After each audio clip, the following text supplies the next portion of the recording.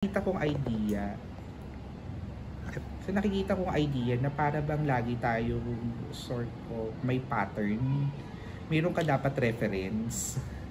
Diba? Una sa lahat, yun nga kasi, ever since pagkatingin natin yung kultura natin, dumaan nga kasi tayo dun sa history na ang tingin talaga natin sa sarili natin is mababa.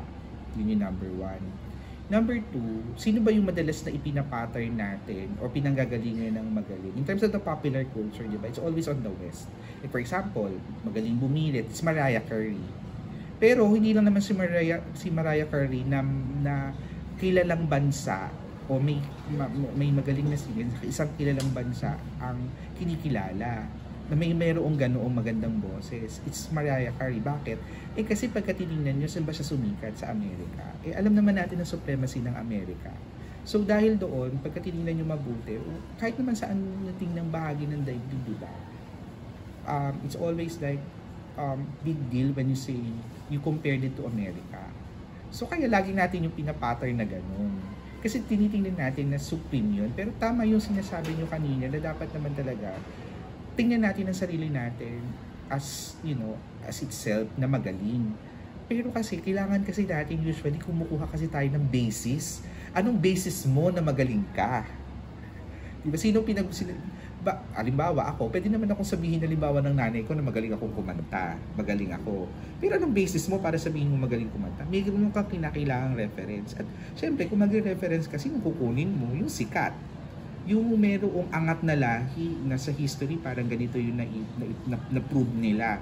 So, it's always like, doon mo nga yung ipinapattern. Halimbawa, pagkain. Pagka gusto mo ng mga pagkain na maano sa, for example, sa pasta, hindi mo naman siya sa US ipapattern.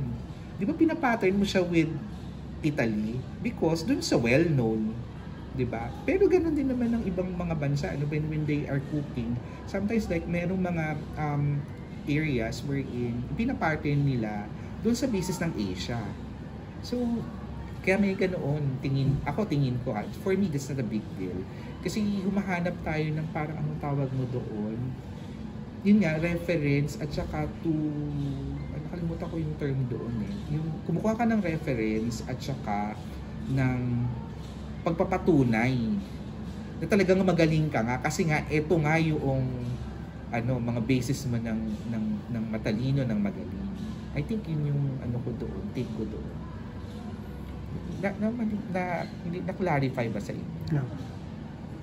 Bale, hindi naman po siya necessarily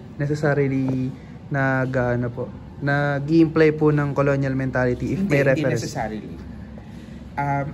Ang sinasabi natin doon, Iho, na colonial mentality, pagka kinumpare mo na magaling siya, hindi yun colonial mentality. It's just that you're pointing out a reference para masabi mo nga talaga yung criteria mo ay talagang magaling.